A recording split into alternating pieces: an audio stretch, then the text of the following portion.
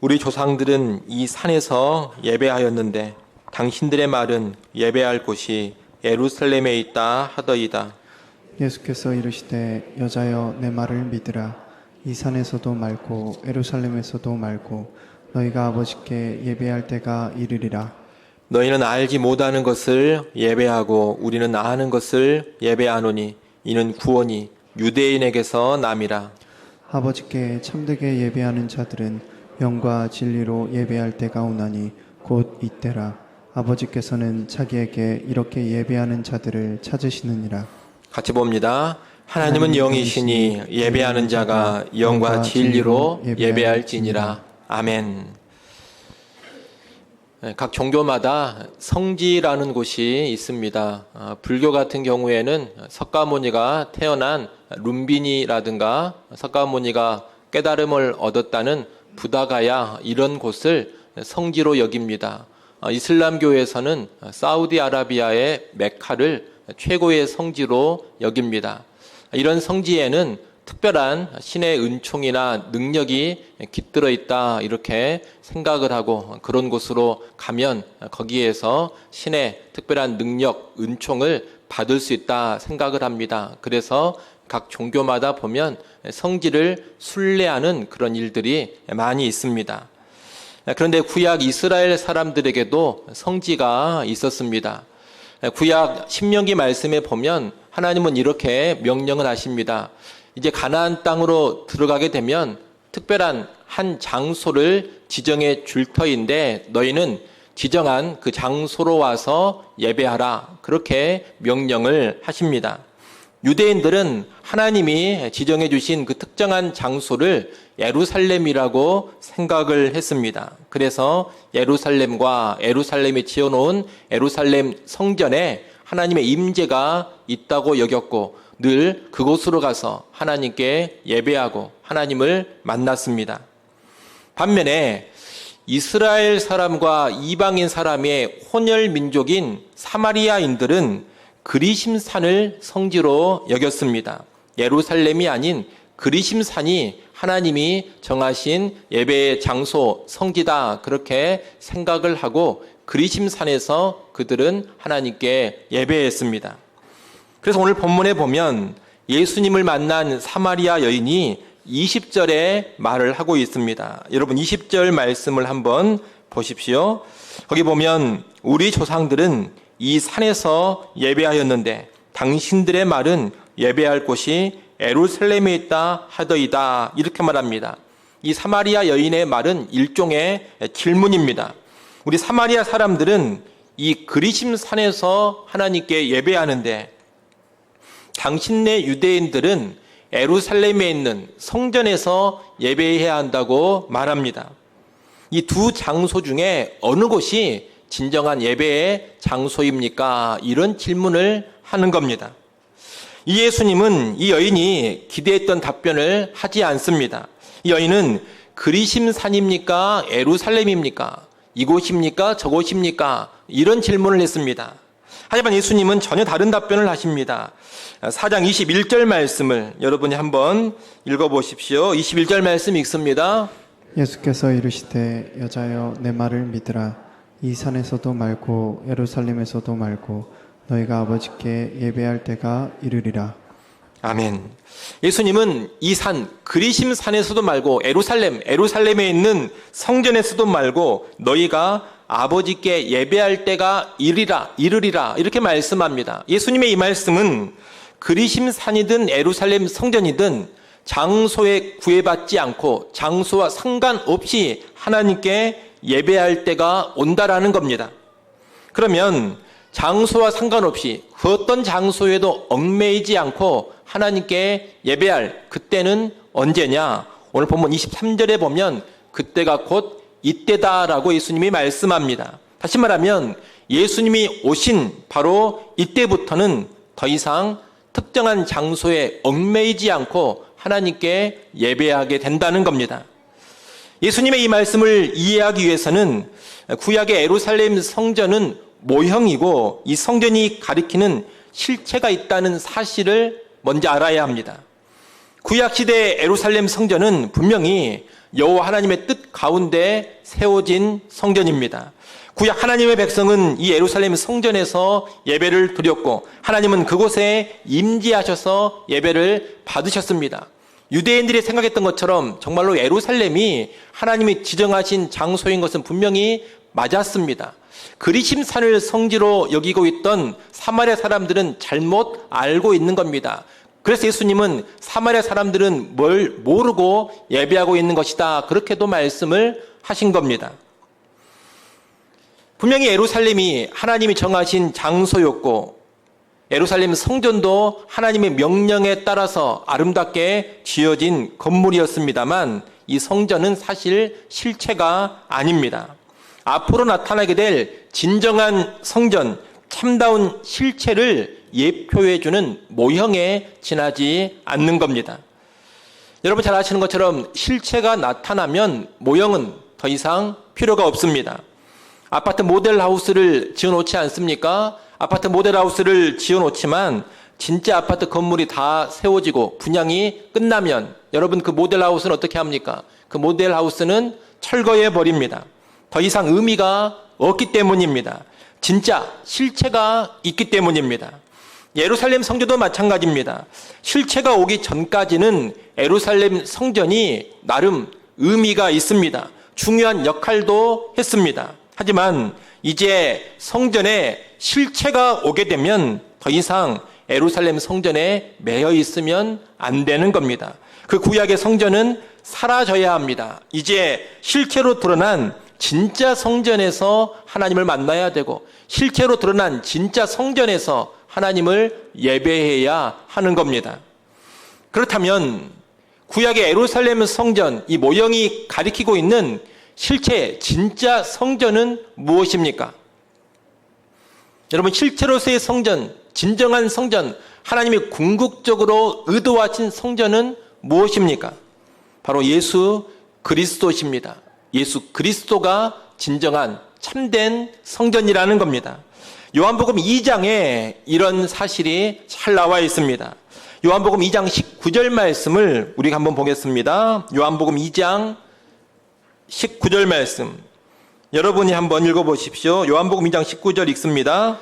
예수께서 대답하여 이르시되 너희가 이 성전을 헐라 내가 사흘 동안에 일으키리라. 이 말씀은 예수님께서 예루살렘 성전을 정화하신 후에 하신 말씀입니다. 당시 유대인들은 예수님의 이 말씀을 물리적인 것으로 오해를 했습니다. 건물 성전을 가리켜 예수님이 이 말씀을 하시는 것이다, 이렇게 오해를 했다는 겁니다. 그래서 유대인들은 예수님의 이 말씀을 듣고서 바로 이어지는 20절에서 이렇게 말합니다. 이 성전은 46년 동안의 지역권을 네가 3일 동안에 일으키겠느냐. 이들의 말인즉슨 이 예루살렘 성전은 지금 46년에 걸쳐서 지어졌는데 네가 3일 동안에 다시 일으킨다라는 것이 말이 되느냐 이겁니다.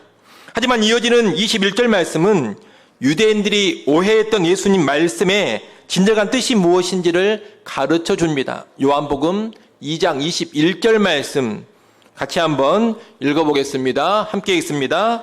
그러나 예수는 성전된 자기 육체를 가리켜 말씀하신 것이라. 아멘. 예수님의 말씀은 건물로 된 예루살렘 성전을 가리킨 것이 아닙니다. 진정한 성전된 자기 자신을 가리켜서 하신 말씀입니다. 예수님은 자신의 죽음과 부활을 말씀하시면서 죽으시고 3일 만에 부활하는 자신이 곧 새로운 성전, 진정한 성전이라는 것을 선언하시는 겁니다. 우리는 바로 이런 요한복음 말씀을 통해서 죽으시고 부활하신 예수님께서 참된 성전, 하나님이 의도하신 궁극적인 진짜 성전이라는 것을 알게 되는 겁니다. 여러분, 예수 그리스도가 진정한 성전이십니다. 한번 따라해 보십시오. 예수 그리스도가 성전이시다. 여러분, 예수 그리스도가 성전이라는 것 아주 중요한 성경의 진리입니다. 우리가 이 사실을 절대로 망각하면 안 됩니다. 예수님의 성전이시라면 예수님이 오신 이후의 예배는 구약 시대와 분명히 달라져야 합니다. 예루살렘 건물 성전에서 예배하던 때와는 이제 다른 차원으로 예배드려야 한다는 겁니다. 구체적으로 예수 그리스도께서 성전이시라면 오늘 우리는 이제 어떻게 예배해야 합니까? 세 가지를 생각해 볼 수가 있겠습니다. 첫째, 우리는 예수님 안에서 예배해야 합니다. 예전에는 예루살렘이라는 특정한 지역, 성전이라는 특별한 건물이 있었습니다. 소위 성지라고 말할 수 있는 그런 곳으로 가서 하나님께 예배해야 했습니다. 하지만 이제는 그런 외적인 성지, 외적으로 거룩한 건물은 존재하지 않습니다. 예수 그리스도 그분이 곧 성전이시기 때문입니다. 따라서 우리는 어떤 특별한 지역으로 가서 하나님을 만나는 것이 아닙니다. 또는 특별하게 지어진 어떤 건물에 들어가서 하나님을 만나는 것도 아닙니다. 우리는 오직 참 성전 대신 예수 그리스도 안에서만 하나님을 만나는 것이고 예수 그리스도 안에서만 하나님을 예배할 수가 있는 겁니다. 교회 다니는 사람들은 흔히 교회당 건물을 가리켜서 성전이라고 많이 부릅니다. 우리 교회 건물을 보면서도 성전 이렇게 부를 때가 있을 겁니다. 이 건물을 성전이라고 부르는 사람들의 마음, 생각을 이해 못하는 것은 아닙니다만 하지만 그런 생각, 그런 말은 성경적으로 바른 말이 아닙니다. 이 건물은 결코 성전이 아니기 때문입니다. 교회 건물을 성전이라고 부르면 많은 오해를 하게 됩니다. 예컨대 이 건물 안에 들어오면 하나님을 만날 수 있다 이런 오해를 합니다. 또 이 건물 안에 들어와야지만 의미 있는 예배를 드릴 수 있다 이런 오해도 합니다. 더 잘못된 생각으로 나아가면 이 건물이 성전이기 때문에 이 건물을 어떻게든 더 화려하게 아름답게 꾸며야 되겠다 그런 생각도 하게 됩니다. 구약의 예루살렘 성전, 솔로몬이 지었던 그 성전이 다 금으로 지어지지 않았습니까? 또 성전에 있는 도구들도 대부분이 금이나 은으로 만들어지지 않았습니까? 그런 생각을 이 신약의 교회 건물로 연결을 시키면 이 교회 건물이 성전이다 이렇게 생각을 해버리면 그런 이 교회 건물도 참으로 아름답고 화려하게 치장을 해야 된다. 교회의 기물들, 교회의 도구들도 다 화려하고 좋은 것으로만 해야 한다. 이런 생각에 빠져들게 되는 겁니다. 여하튼 건물을 최대한 화려하고 아름답게 꾸미려고 한다는 겁니다. 하지만 여러분, 이 건물은 성전이 아닙니다. 하나님 이 건물을 특별하게 여기시지 않습니다. 그리고 하나님 이 건물 안에 임재해 계신 것도 아닙니다. 하나님은 이 건물 안에 임재하시겠다는 약속을 하신 적이 없습니다. 그렇기 때문에 이 건물을 통해서 은혜를 받고 이 건물 안에서 특별한 만남이 있게 된다 이런 생각을 하시면 안 됩니다. 여러분이 이 건물 안에 들어온다고 해서 다 되는 것이 아닙니다. 예수 그리스도가 성전이라 했습니다. 그러니 예수 안에 들어와야 하는 겁니다. 아울러 이 건물 안에서 진행되는 예배의식에 참여한 것이 중요한 것이 아닙니다. 예수 그리스도 안에서 이 예배의식을 거행해야 합니다. 비록 건물 안에 들어와 있고 이 건물 안에서 거행되는 예배의식에 여러분이 참여하고 있다 하더라도 여러분이 정작 예수 그리스도 안에 들어와 있지 않으면 아무런 의미가 없는 겁니다. 예수 안에 들어와 있어야 되고 예수 안에서 예배해야지만 진짜 예배가 되는 것이고 하나님을 제대로 만날 수가 있는 겁니다. 그러면 어떻게 해야 예수 안에 들어갈 수가 있는 겁니까? 예수 안에 들어가는 방법은 예수를 구주로 믿는 겁니다. 예수 그리스도께서 나의 죄를 위해 십자가에서 죽으시고 부활하신 구주가 되신다라는 것을 인정하고 그분을 나의 구주, 나의 주인으로 여러분의 마음에 모셔드리면 그때 여러분은 예수 그리스도 안에 들어가게 되는 겁니다. 다시 말하면 예수를 구주로 모시면 여러분은 예수 안에 들어가게 됩니다. 반드시 그 일이 있어야지만 우리는 하나님 아버지께 참된 예배를 드릴 수가 있는 겁니다. 여러분, 오늘 여러분은 이 교회 건물 안에 들어와 있고 또 예배의식에 참여도 하고 있는데 정말로 예수 그리스도를 여러분의 구주로 믿으셨습니까? 교회만 다니고 있는 것이 아니라 정말로 예수를 나의 구원자로 영접하시고 교회를 다니고 계십니까? 정말로 예수를 나의 구원자로 마음에 모시고서 예배를 드리고 있습니까? 의외로 많은 신자들이 예수를 믿지 않으면서 예배의식에 참여하고 예수를 믿지도 않으면서 여러 가지 교회 활동을 하고 직분까지 받고 있습니다. 가만히 지켜보면 믿음이 없습니다. 예수를 구주로 믿는 믿음이 없는데 예배하고 있습니다. 예수를 구주로 믿는 믿음이 없는데 직분도 받았습니다. 근데 그런 것이 무슨 의미가 있겠습니까? 아무짝에도 쓸모가 없는 겁니다.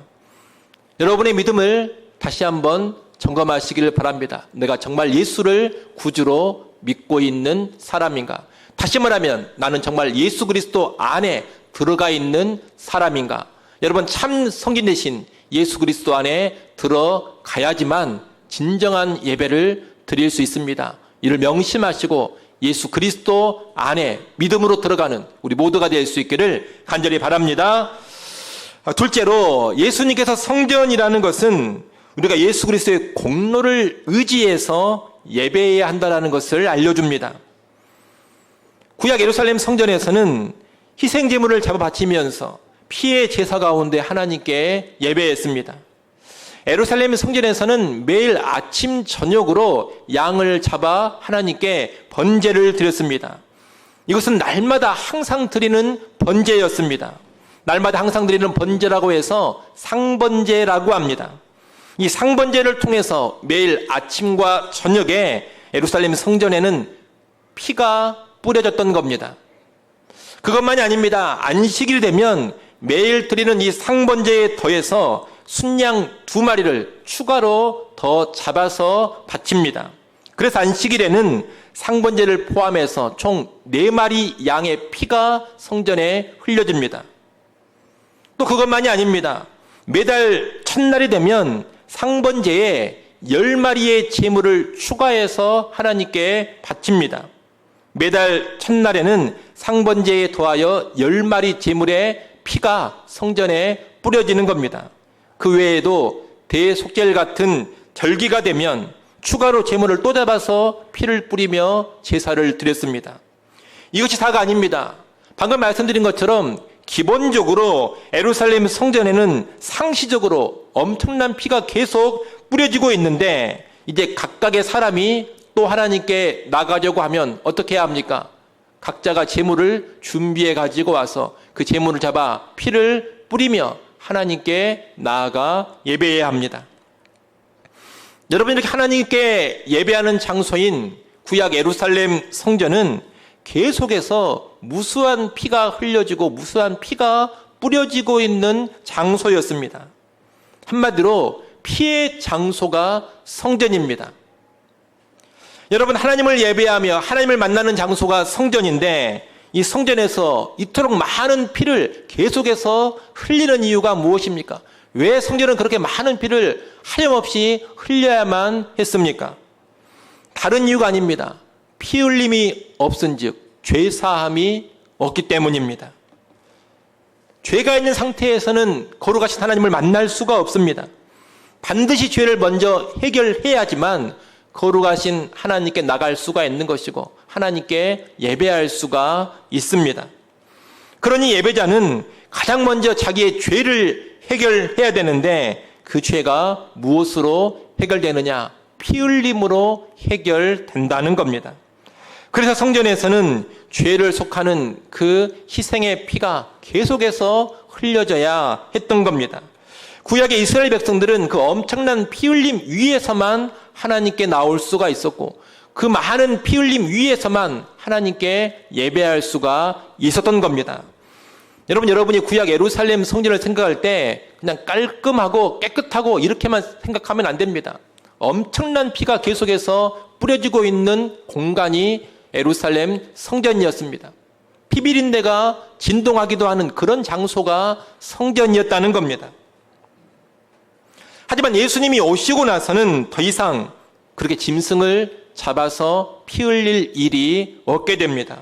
왜 그렇습니까? 예수 그리스도께서 완전한 속죄의 제물이 되어서 영원한 죄사함의 효력을 주는 자신의 피를 흘려주셨기 때문입니다. 그 후로는 이제 예수의 피를 힘입어서 하나님께 나아가기 때문에 더 이상 짐승의 피를 흘릴 필요가 없는 겁니다.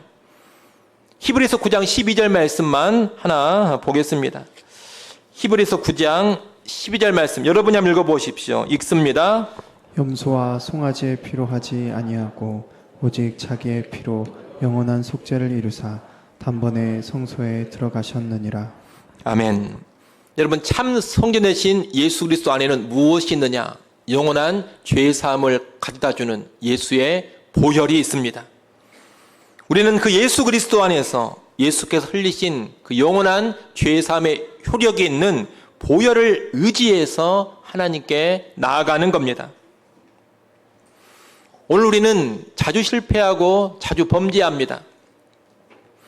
우리를 하나님께 나갈 수 없게 만드는 많은 추악한 죄들이 사실 우리 안에 있습니다.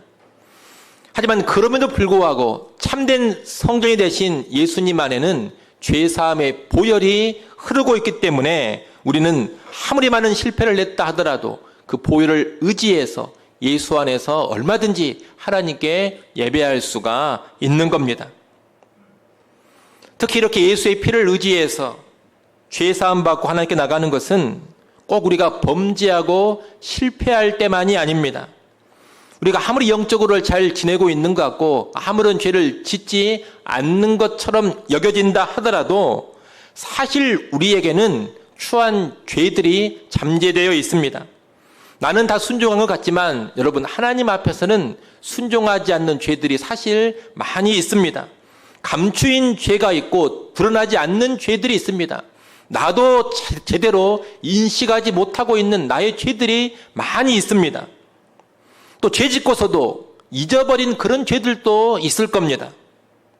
다시 말하면 내가 아무리 영적으로 잘 지내고 있고 영적으로 승리하고 있고 영적으로 성공하고 있다 하더라도 나는 여전히 하나님 앞에서 추한 모습이 많다는 겁니다. 그렇기 때문에 거룩하신 하나님 앞에는 아무리 내가 잘 살고 있다 하더라도 아무리 내가 순종을 잘하고 있는 것 같다 하더라도 나의 의로움을 가지고는 절대 그대로 설 수가 없는 겁니다. 그렇기 때문에 우리는 영적으로 승리하고 성공하는 삶을 살고 있는 중에서도 하나님께 나갈 때는 여전히 무엇을 필요로 하느냐? 그리스도의 보혈을 필요로 합니다. 영적인 승리, 영적인 성공 가운데서도 우리는 언제나 보혈만을 의지해서 하나님께 예배해야 하는 겁니다. 여러분, 우리가 범죄하고 실패했다고 해서 그 추한 모습, 죄 지은 모습 때문에 하나님께 나와 예배 못하는 것 아닙니다. 예수 안에만 있다면 그분의 보혈을 힘입어서 아무리 심각한 죄를 지었고 아무리 크게 실패했다 하더라도 다시금 당당하고 담대하게 하나님 앞에 나와 예배할 수 있습니다. 반대로 영적으로 승리하고 성공하고 있다 해서 그 잘난 모습을 가지고 당당히 예배할 수 없습니다. 그런 승리와 성공의 모습 가운데서도 우리는 여전히 예수의 피를 의지해서 겸손히 하나님 앞에 나와야 하는 겁니다. 한마디로 영적인 실패자가 됐든 영적인 성공자가 됐든 우리는 예수 그리스도 안에서 예수님의 보혈의 공로만을 의지해 하나님께 예배해야 한다는 겁니다. 실패자에게만 보혈이 필요한 것이 아닙니다. 승리자에게도 보혈은 여전히 필요합니다. 여러분, 오늘 이 시간 여러분이 하나님께 나와 예배하고 있는데 정말로 그리스도의 보혈만을 의지해서 예배하고 있습니까? 혹시 실패하고 범죄한 것 때문에 주눅들어 있지는 않습니까? 또한 잘 살았다는 그 자만심을 가지고 나의 의로움을 내세우며 지금 하나님께 나와 당당히 예배하고 있지는 않습니까? 다 잘못된 모습입니다. 실패자가 됐든 승리자가 됐든 우리는 예배할 때마다 그리스도의 보혈만을 의지해서 예배해야 합니다. 보혈을 의지한다면 우리는 어떤 모습에 있든지 간에 당당하게 또한 겸손하게 하나님께 예배할 수 있을 겁니다. 이런 내용을 잘 기억하시고 그리스도의 보혈을 의지하는 참된 예배 드릴 수 있기 바랍니다. 마지막 세 번째로 예수 그리스도가 성전이라면 우리는 예수님 안에서 차별 없는 하나됨으로 예배해야 합니다. 이 구약의 예루살렘 성전은 단순히 건물로서의 의미만 있는 것이 아니었습니다. 구약시대 예루살렘 성전은 거룩한 곳으로 여겨져서 공간적으로 다른 곳과 구별됐습니다. 예루살렘 성전은 다른 곳과 구별된 특별히 더 거룩한 공간이었던 겁니다. 아울러 이 예루살렘 성전은 그 건물 안에서 사람들을 구분했습니다. 구약의 성전은 제사를 드릴 때 제사장과 일반인을 구별했습니다. 그래서 예루살렘 성전을 보면 제사장들만 들어갈 수 있는 공간이 따로 있었습니다. 거기에는 일반 이스라엘 사람은 절대로 들어갈 수가 없었던 겁니다. 또 남성과 여성, 남자와 여자도 구별했습니다. 남자가 들어갈 수 있는 영역은 여자가 들어갈 수가 없었던 겁니다. 여자가 들어갈 수 있는 영역은 여기까지, 그리고 그 이상은 여자는 못 들어간다, 이런 제한이 있었던 겁니다. 또 유대인과 이방인도 구별을 했습니다.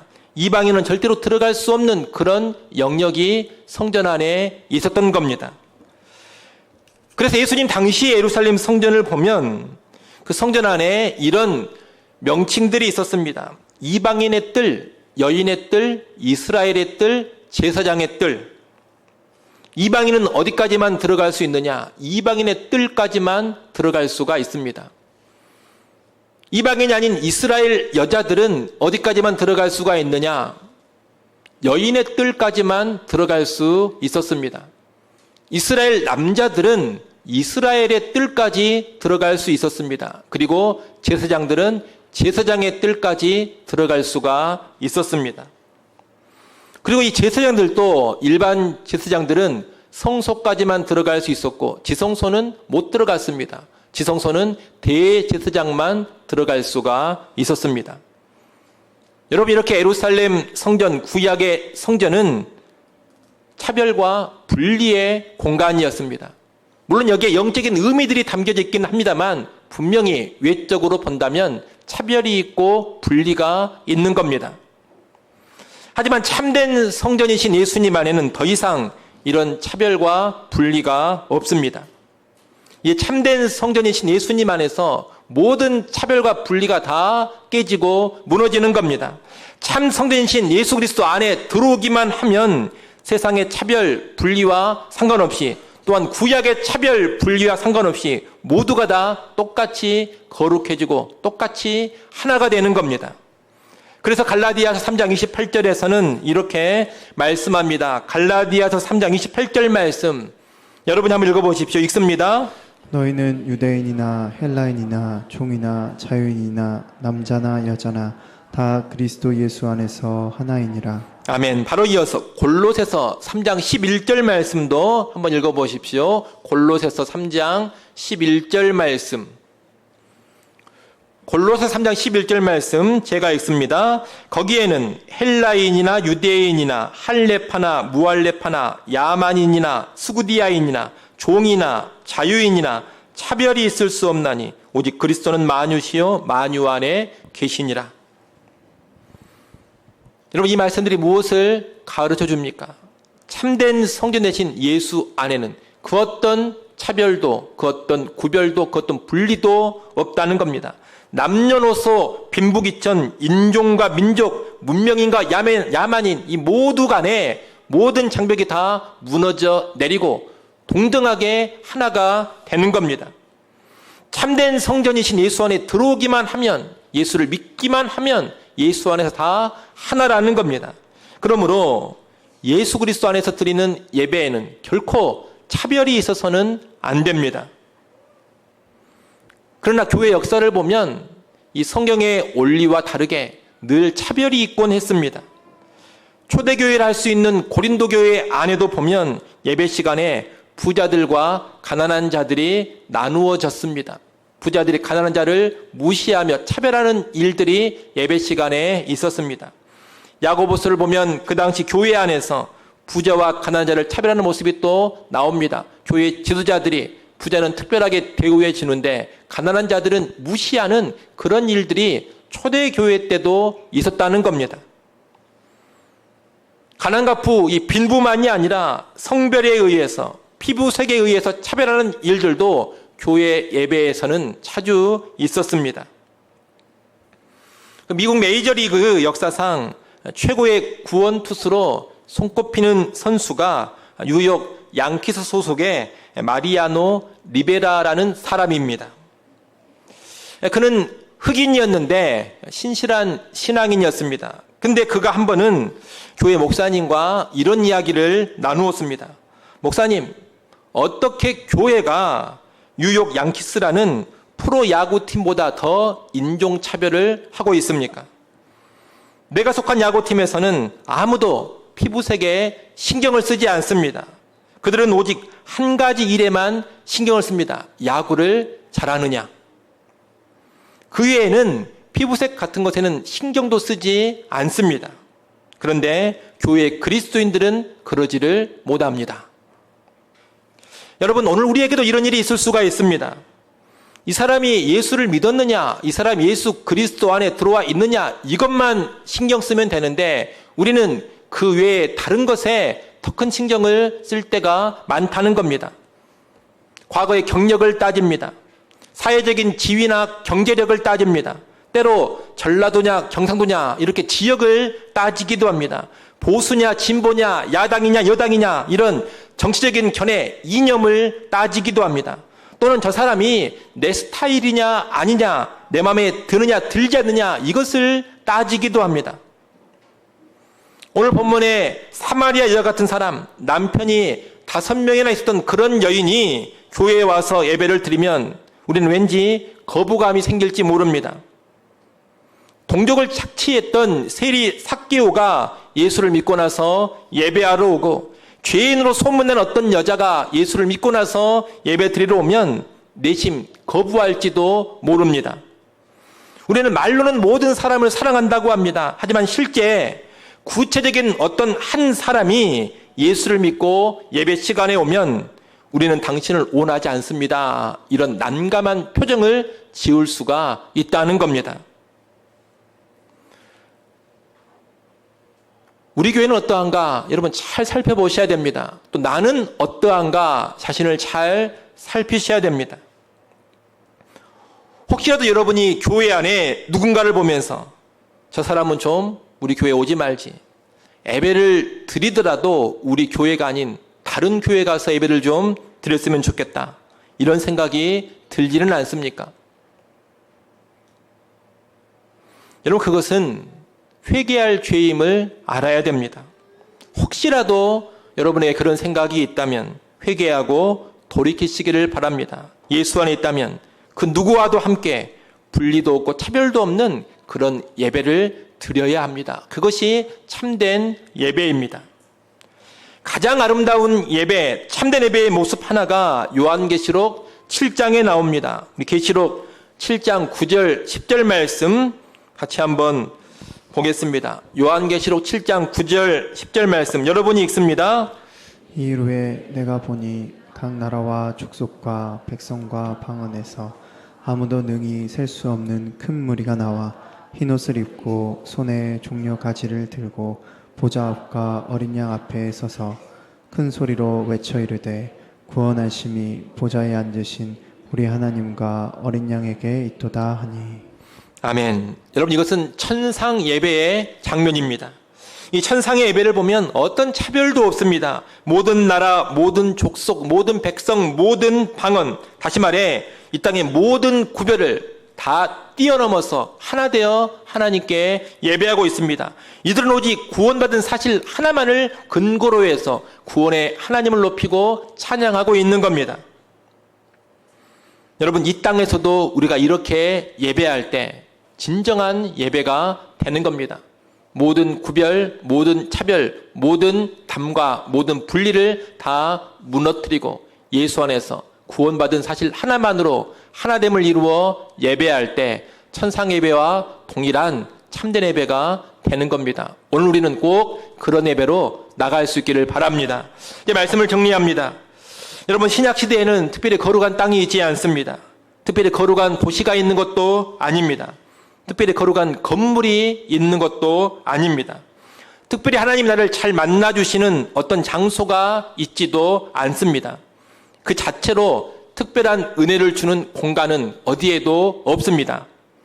한마디로 신약 시대에는 외적으로 특별하고 구별된 성지라는 것이 없습니다. 정확히 말하면 성지 순례라는 말도 틀린 말입니다. 성지는 그 어디에도 없기 때문입니다. 이 신약 시대에는 오직 예수님만이 참된 성전이시고 예수님만이 진정하고 특별한 성지이십니다. 우리는 참 성전 되신 그 예수님 안에서만 하나님을 만날 수 있습니다. 참 성전 안에 뿌려진 예수님의 보혈을 의지해서만 하나님께 예배할 수 있습니다. 그리고 모든 차별과 분리를 다 무너뜨리신 참 성전 예수님 안에서만 온전히 하나 된 예배를 드릴 수가 있습니다. 참된 예배를 드릴 수 있는 유일한 장소는 참 성전이신 예수님 안뿐입니다. 이것을 꼭 기억하시고 참된 성전이신 예수 그리스도 안에서 참된 예배 드리는 우리 모두가 되기를 간절히 축원합니다. 기도하겠습니다. 아버지 하나님, 신약 시대에는 예수 그리스도만이 참된 성전이라는 진리를 마음 깊이 새기고 살게 하여 주옵소서. 특정한 지역, 특정한 건물에 매이지 않게 하여 주옵소서. 예수님이 참된 성전이시니 그 예수 그리스도 안에 들어가서 하나님께 예배하게 하시고 예수 안에서 예수님의 보혈을 의지하여 예배케 하여 주옵소서. 또한 예수 그리스도 안에서 모든 구별과 모든 분리와 모든 차별이 철폐된 온전히 하나된 예배 드리게 하여 주옵소서. 예수님의 이름으로 기도드리옵나이다. 아멘.